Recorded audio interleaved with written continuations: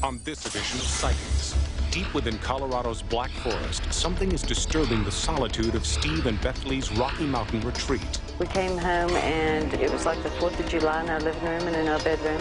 A Sightings investigation provides some answers. Then, could this man have discovered proof of intelligent life on Mars? You realize how fantastic all this sounds. Yes. Laylee Hayslip knew that her brother's spirit would not be still until she found and buried his remains. Sightings goes to Vietnam, searching for the spirit of a restless warrior. There's further proof of a dramatic UFO encounter over Iran. It can be any technology to be like that is only UFO. And first there were crop circles. Now Sightings uncovers the mystery of the sand rings.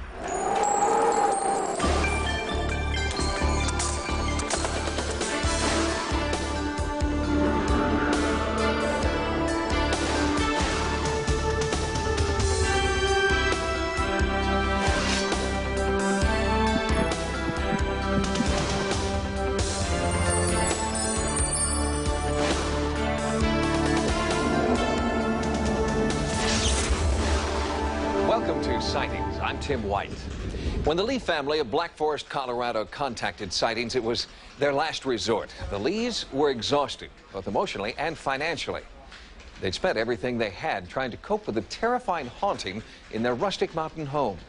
When Sightings saw photographs the Lees had taken of the supposed entity, an investigative team was quickly dispatched.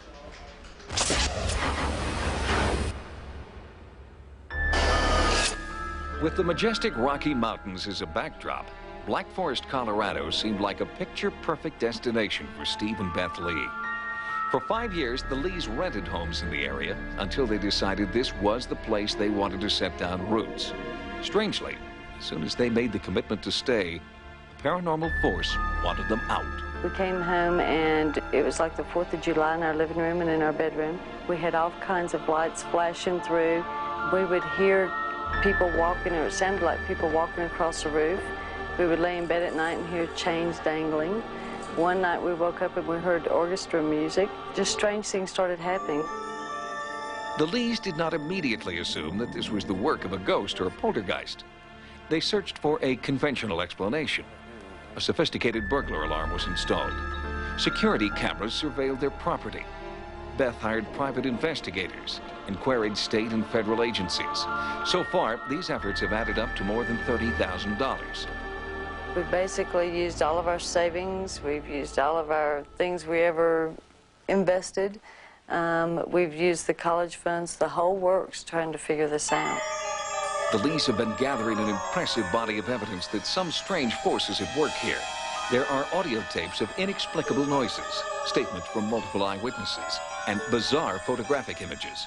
Things started coming out in the photographs, and which I thought was a light leak and, you know, camera messing up. So that's when I changed cameras and started taking a lot more pictures.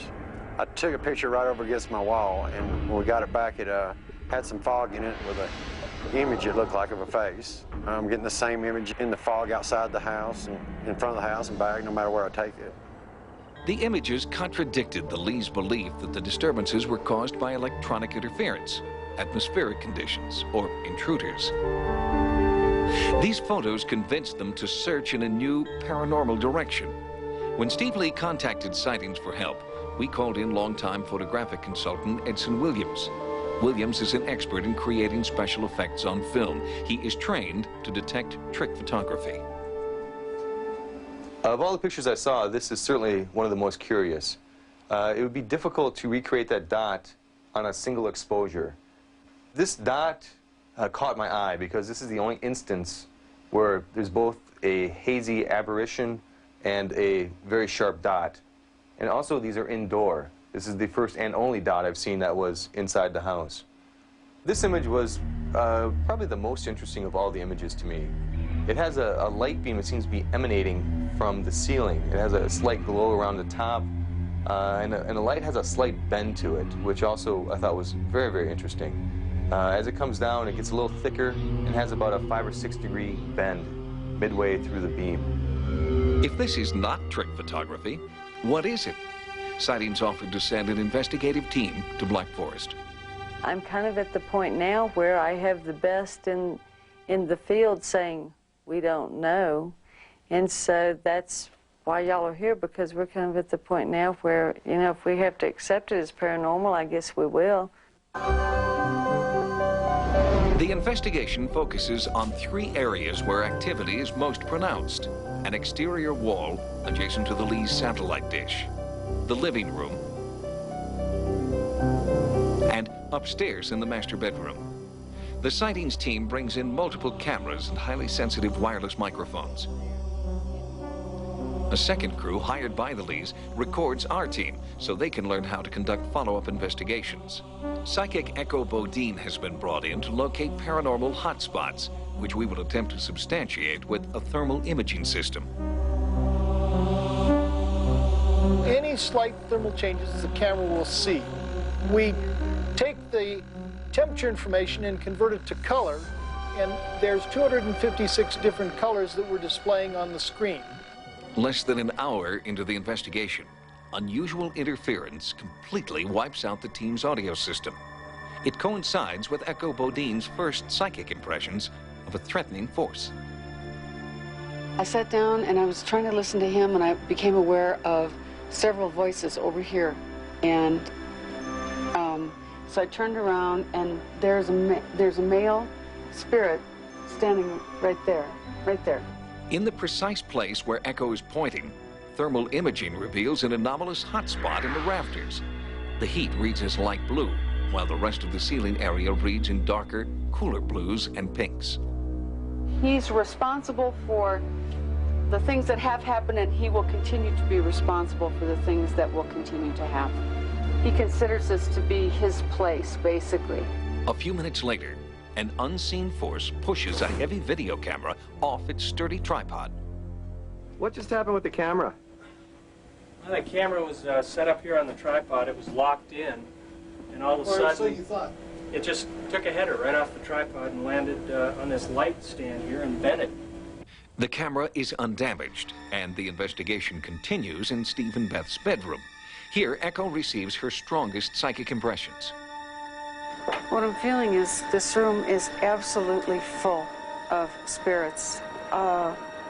This room attracts spirits from the past. This is not a restful place. This is not a restful room to sleep in. Again, there is physical evidence of an unexplained intruder. A slow, hollow thumping is picked up by a police scanner in a corner of the bedroom. It's also picked up by the Sightings audio operator and by Echo Bodine. It is unlike any kind of known electronic interference.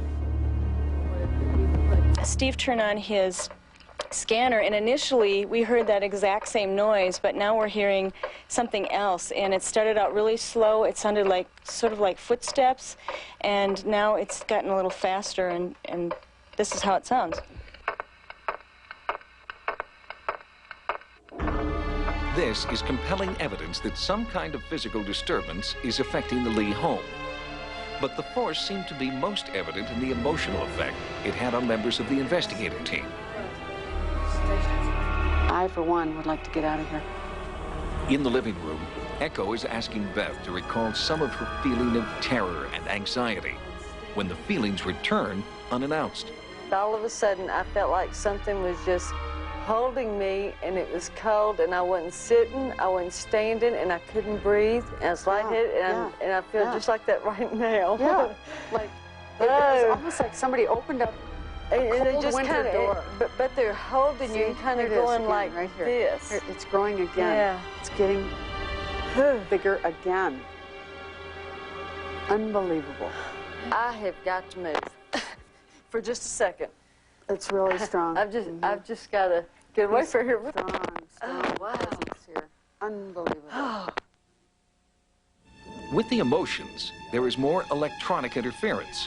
There seems to be a connection, and the team decides to move outside to the area between the living room's exterior wall and the satellite dish. It is here that the intersection of the physical and the emotional overtakes a member of the Lee's camera crew. What's wrong, Sherry? So that it'll release her. I can't explain my arms. My arms feel... It's going inside of her, is what Echo said. It's in my chest, my chest, my arms. Echo told her to keep saying, clear me now. Keep talking. I'm clear. Let's get to bed again, going. Okay. What is this? All right. What is this? No.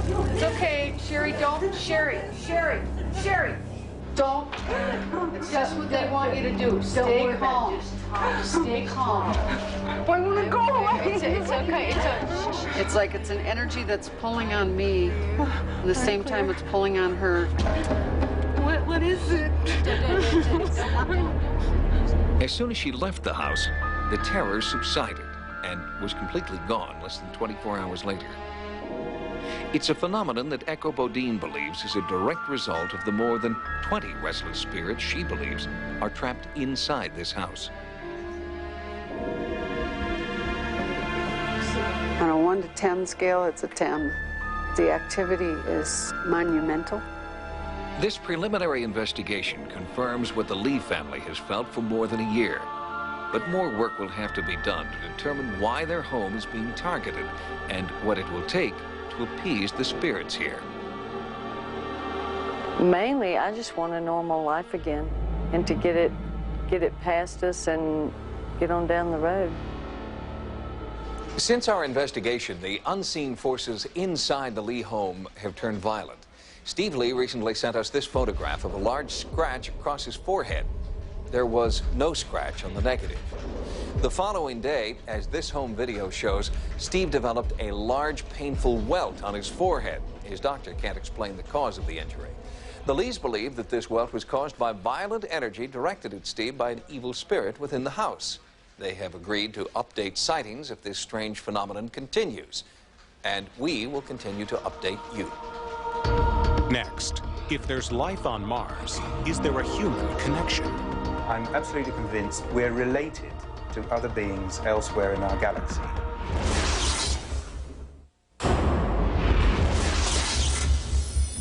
There is, or was, life on Mars. This is the conclusion of many researchers who've studied NASA photographs of Mars transmitted by the Viking spacecraft. Several photographs show a face staring out into the cosmos. It seems impossible, but as correspondent Carla Wold reports, there are clues here on Earth that add an intriguing new dimension to the face on Mars.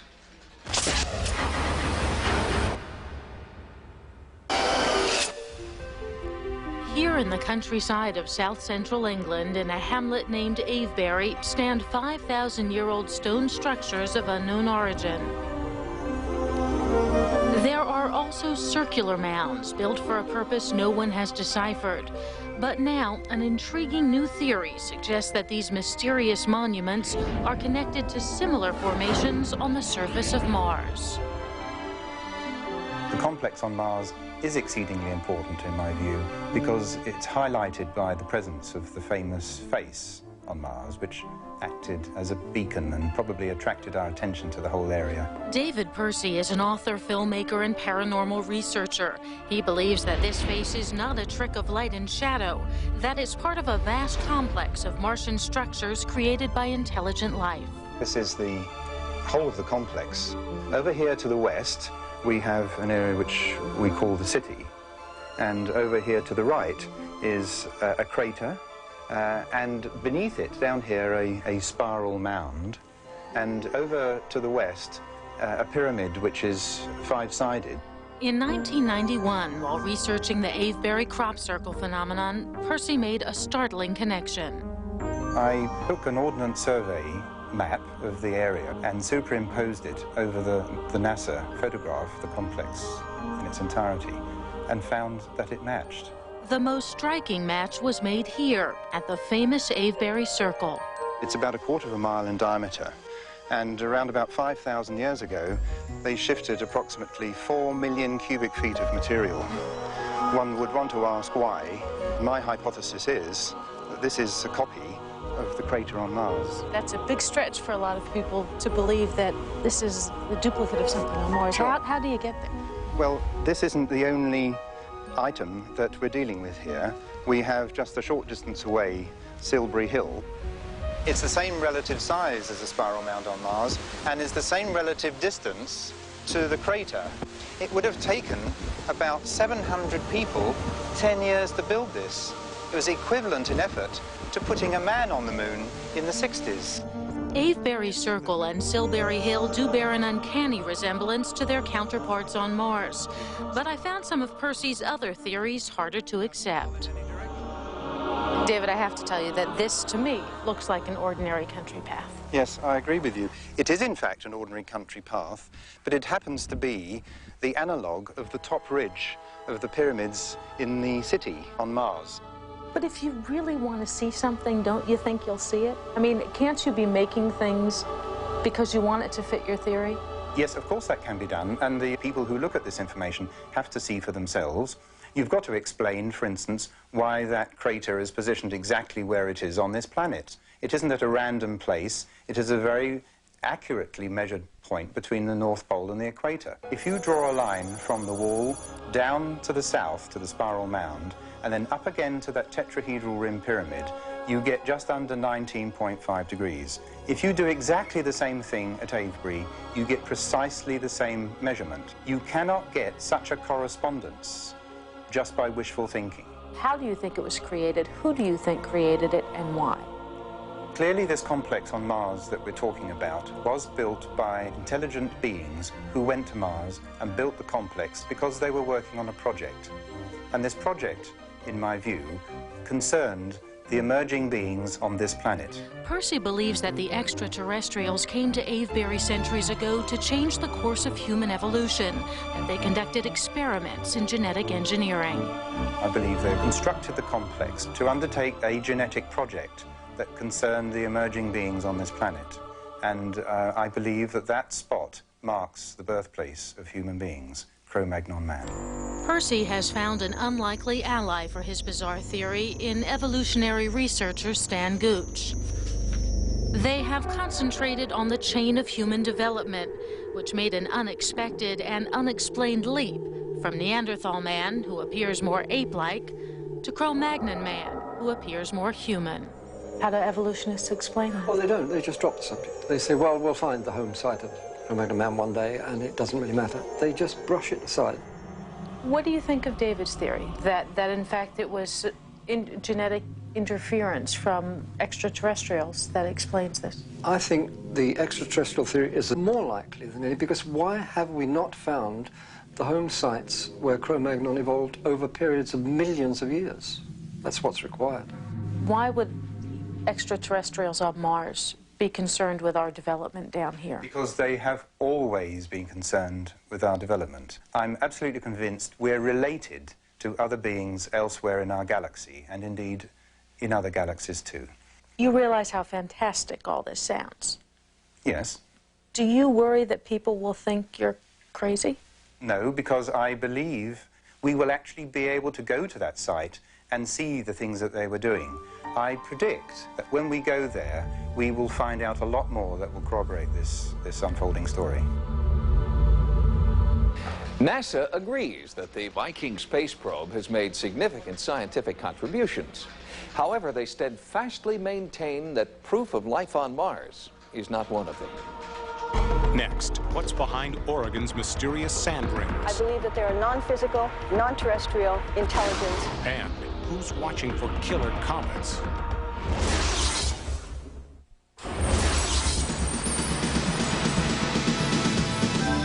Now, here are some of the stories Sightings is following in the news. World-renowned alien abduction expert Dr. John Mack is facing serious charges from some of his colleagues at Harvard. They want him out. At Harvard University in Cambridge, Massachusetts, Pulitzer Prize-winning professor of psychiatry John Mack is embroiled in a fight for academic freedom, unprecedented in the school's 360-year history, all because of this book on the alien abduction experience. I believe one has to expand our notion of the possible and the real to even begin to take this in. Dr. Mack's book is a case-by-case study of his own patients' encounters. It was a little gray being, and it seemed to be female just the way it was sitting. As his book earned increasing publicity, a faculty committee began questioning Dr. Mack's psychiatric methods. Despite more than 30 years teaching at Harvard, Dr. Mack was threatened with expulsion. A number of the people who have gone forward to work with me, with the media, in connection with my book, have in fact been threatened with loss of their jobs, and people have actually lost their jobs. After a year-long investigation, John Mack was permitted to remain at Harvard, with the warning that his future studies must be, in the panel's words, more scholarly. Our island in space, our Earth, is threatened by giant chunks of galactic debris hurtling blindly through space. When the Shoemaker-Levy comet crashed into Jupiter in 1994, it was Earth's wake-up call. A congressional task force was formed to monitor the potential danger to our planet. But recently, the task force was disbanded. In a special issue of Astronomy magazine, editor Robert Burnham warns that this means there are now more people working behind the counter of one fast food restaurant than there are watching the entire cosmos for signs of impending disaster. The threat is real. Comets and asteroids have hit the Earth before. Craters range in size from just a few feet to over 5,000 square miles. According to Astronomy magazine, NASA researchers believe there are over 1,000 near-Earth objects large enough to cause a global cataclysm if they hit. However, fewer than 10% of them have actually been discovered. So the next time you go to your favorite fast food joint, count the number of people behind the counter. Then remember that your lunch order is getting more attention than target Earth. Along the rugged Oregon coastline, in this inaccessible cove, someone or something has left a calling card. And the message is strikingly similar to the one left in crop fields worldwide. But instead of corn or wheat, this message is written in sand. Who the circle makers are, I believe that they're a non-physical, non-terrestrial, very high-order intelligence. Ilis is the national coordinator of the Center for Crop Circle Studies U.S. network. She has investigated dozens of inexplicable formations in farmers' fields throughout North America and has found a strong connection between crop circles and sightings of UFOs. In Hug Point, Oregon, the formation of the sand circle was also connected to a UFO sighting. This is the first time that we've ever had sand rings. Certainly on the beach, it's the first time in sand at all. There was a light seen offshore the night before the sand rings were discovered in the area here. This area is under the high water line twice a day. Further study and more photographic evidence is impossible. As quickly as it appeared, the Hug Point sand ring was gone, washed away by the tide. We'll have more stories from the news next time. Now, here's what's coming up on Sightings. Laylee Hayslip's book inspired Oliver Stone to make Heaven and Earth. Now, Sightings investigates the frightening story of a restless spirit that haunts her family. Later, Iran's top military command speaks out about a dramatic UFO encounter.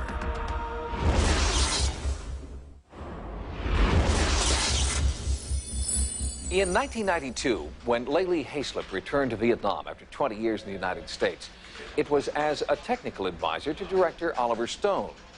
He was making Heaven and Earth, the true story of Laylee's coming of age during the Vietnam War. As Laylee watched her past unfold in front of the camera, it seemed strange paranormal forces were at work behind the scenes.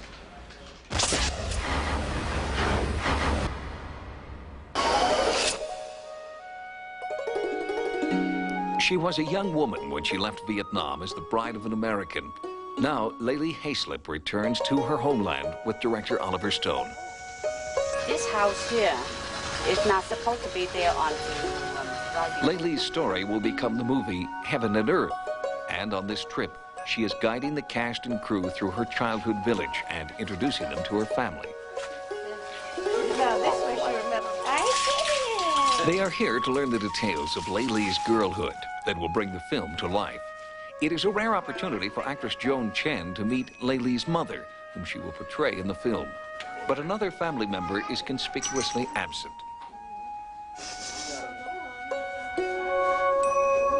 His picture graces the family's altar. Offerings and prayers to him, the traditional Vietnamese rituals for honoring the dead, are performed regularly, The rituals are carried out despite the fact that no one in the family knows how Lê Le's younger brother, Sao died or where his body can be found. Drafted by the Viet Cong, Sao vanished in 1963. He's not been heard from since, except in the supernatural visions of Lê Le's mother. Nearly 30 years after her son's disappearance, Lê Le's 84-year-old mother tells her daughter that Sao has returned in spirit. She describes an eerie visit from a snake that followed her around the house. Then there was a sickness in the family that could not be treated, two traditional Vietnamese signs that a restless spirit is present. Snake to us is a very symbolic. It's something is powerful, something that represents on the other side. Lê Le is unsettled by the possibility that Sao is not at rest.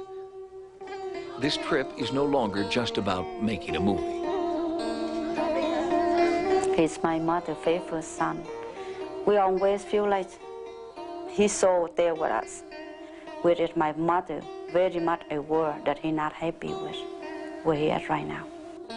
He have come many times as a spirit, but just like a human body, just like a shadow, and have come to her many times. And sometimes let her know that he is present, and sometimes he didn't allow her to know that he's there, but he's there very often. She missed him so much, and so he came.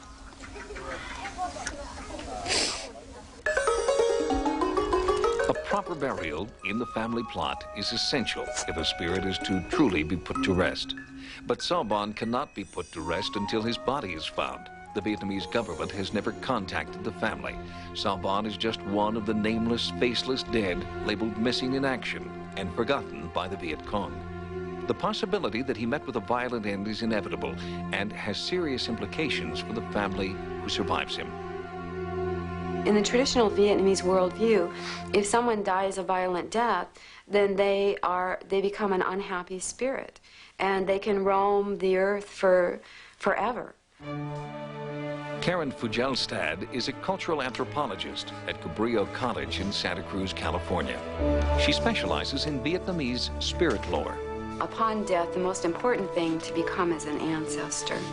But if someone is not taken care of in the afterlife, or if they've died a violent or very traumatic or a young death, then they can't really become an ancestor. They wander around the earth as a spirit. Spirits possess living people if they're not taken care of in their afterlife. The family believes their mother's recent illness is evidence of a spirit possession. When a medical doctor fails to diagnose her mother's illness, Lê Le agrees to the traditional Vietnamese approach. The family goes to a psychic.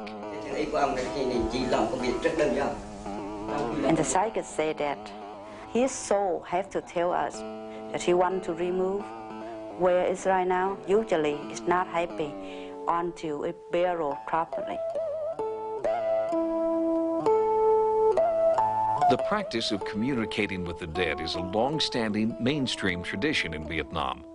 Westerners looking at this landscape, the Vietnamese warn, can only see a fraction of the forces at work here.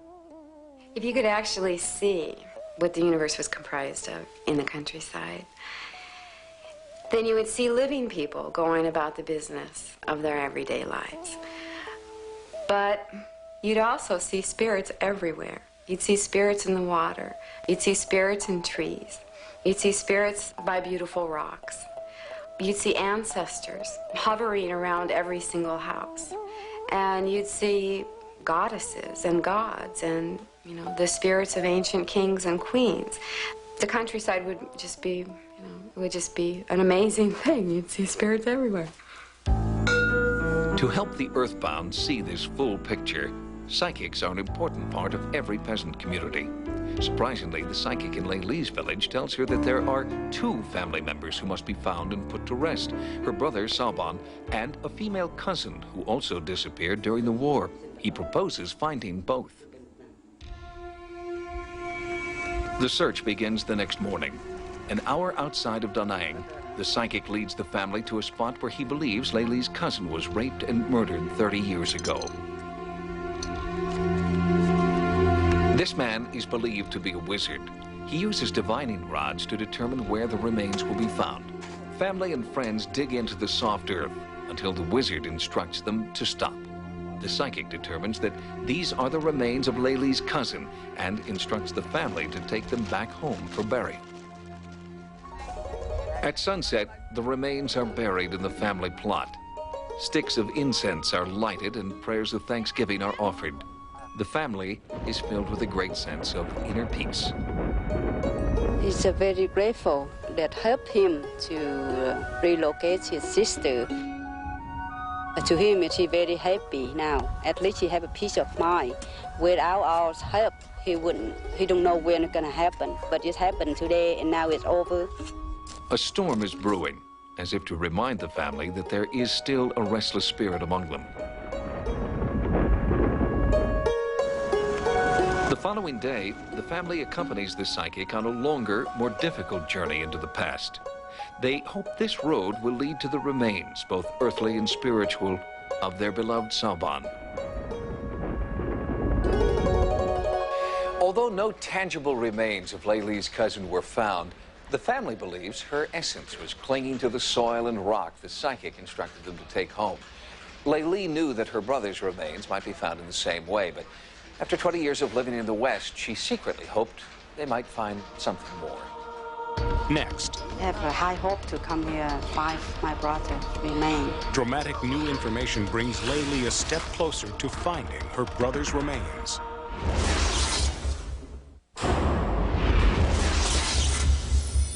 Laylee Haislip's supernatural odyssey began when she returned to Vietnam as technical advisor for Oliver Stone's movie Heaven and Earth. Laylee's mother felt that she was receiving disturbing visitations from the spirit of her son and Laylee's brother, Sauban. He'd been missing in action since the 1960s. With a Vietnamese psychic, the family traveled across the country in search of the remains of Sauban.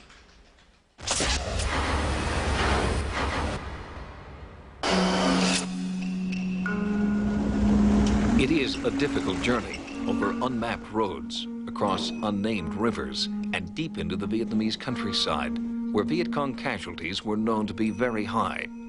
It is a route predetermined by the psychic's vision, and the route leads to an area where, locals tell the family, many Viet Cong were killed.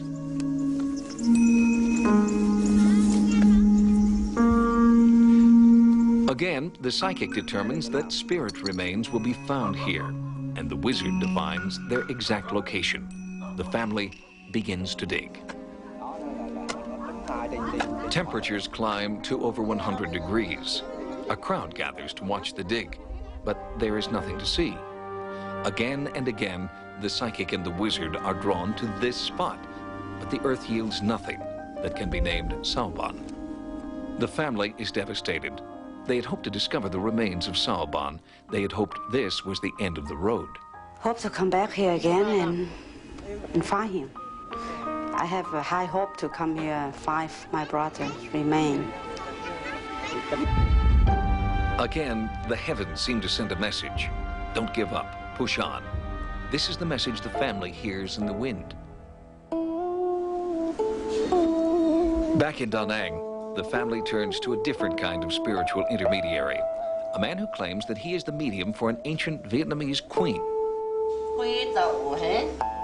In a trance state, the medium speaks with the voice of an old woman, a voice many people believe is coming directly from the spirit world. But just as Laylee begins asking about her brother, the session comes to an abrupt end.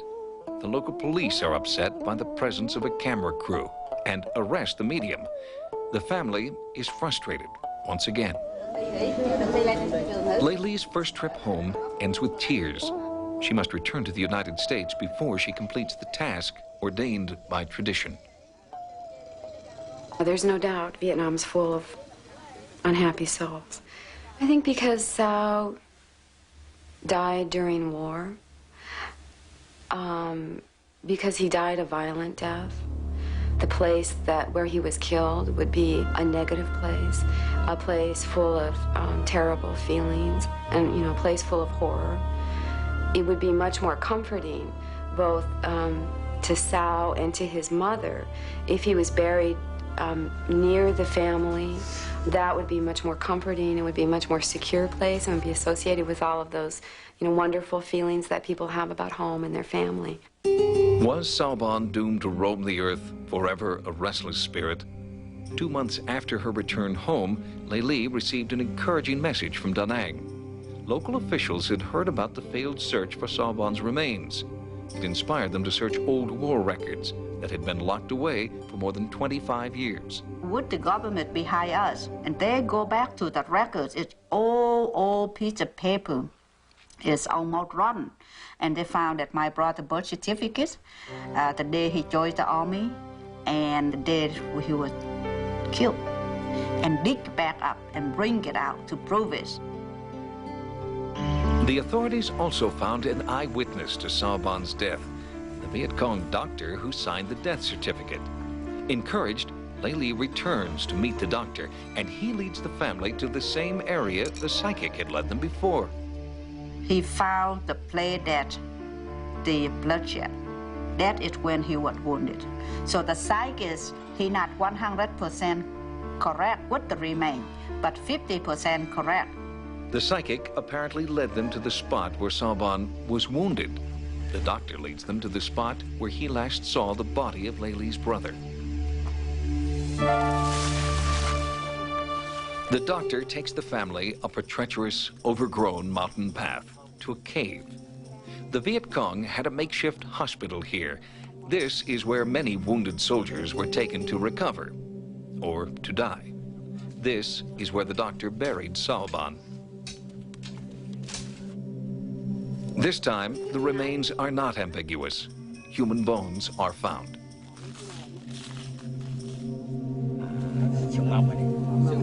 A military official certifies that these are the remains of Saoban. Leili, the bereaved sister of a Viet Cong soldier and the wife of an American, is overcome with grief. The whole time I was thinking, who was the person that killed him? Perhaps maybe I might love that person, fall in love with that person. I love that person, I hate that person. And yes, me and my sister, we make a living by $1 of the U.S. In the same time, my brother wounded and killed by the U.S.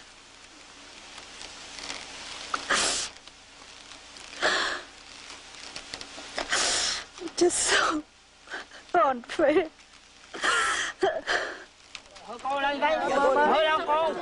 Saoban is buried the same day in the family plot. His mother collapses at the graveside. Her son had finally come home. Sometimes I have questions that is maybe somebody else remain and not my brother. If in that case, then we be haunted by my brother and haunted by the person removed. It's still very peaceful with everything, so it should remain. It's no question, it's no doubt.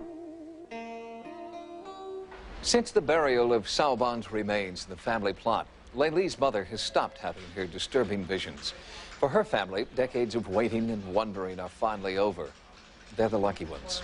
It's estimated that more than 300,000 civilians and soldiers on both sides are still missing in Vietnam. Next, one of Iran's most powerful generals breaks his silence about UFOs.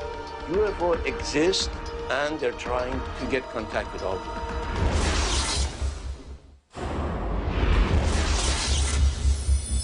Sightings recently reported on a 1976 confrontation between the Iranian military and a UFO. Well, since that report, 2 new witnesses have come forward to describe their roles in the historic event. After 20 years of silence, the former deputy commander and a lieutenant general in the Imperial Iranian Air Force are finally speaking out. As recreated in this Iranian television documentary, On September 19, 1976, an enormous UFO was tracked across Iran by the Imperial Air Force. In an exclusive sightings interview, former Imperial Air Force Generals Nader Yousefi and Mahmoud Sabahat described the tense scramble mission in which an F-4 fighter jet chased and attempted to engage the UFO. Now, for the first time in nearly 20 years, General Amir Kamyabipur, the second highest ranking officer in the Shah's Imperial Air Force, and his deputy commander, General Abdullah Azerbaijan, spoke exclusively to Sightings about what they believe happened on that historic night in 1976. I had a statement from the pilots, I had statement from General Yousefi and also control tower, and having those calls from a civilian around the town, I was convinced that was a UFO. So this is how we went into investigation. As far as my experience is concerned, it can be American airplane, it can be Russian, it can be any technology to be like that, except some super technology, which is only UFO. General Azerbaijan conducted a thorough investigation into the bizarre events of September 19th. He sent his report to the Shah's military liaison and to Iran's U.S. military advisors. For the first time, he reveals what he told the U.S. military. The highlight of the information that we gave to the U.S. government was, number one, we told them that the high rate of crime and high rate of acceleration that we saw from the UFO was something which was not existed those days. Number two, this jamming capability to jam such a wide range of frequencies. Only a few government documents related to this incident have been declassified, but independent data corroborating Azerbaijan's account have been uncovered. A United States reconnaissance satellite was monitoring the skies over Iran on September 19, 1976, and recorded the movement of an unidentified flying object. Sightings has learned that the top-secret notation 238 scans indicates that the UFO event lasted more than an hour. The meaning of possible SR is still classified. I don't have any doubt about UFO. UFO exist, and they're trying to find some way to get contact with our world. That is my feeling, and I am positive. Important information about the Iranian UFO incident may be found in military files in Tehran. But since the ouster of the Shah, the military personnel in this report have been stripped of any privileges or access they were entitled to in Imperial Iran. Until further notice, the door to this case is closed. If you've had a paranormal experience, please write to us at Sightings.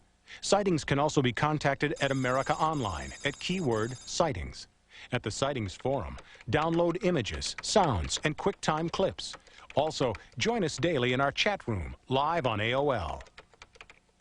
Until next time, remember, no mystery is closed to an open mind. For Sightings, I'm Tim White. Next on Sci-Fi, Dark Shadows.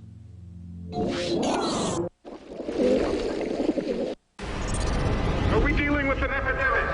A bold experiment.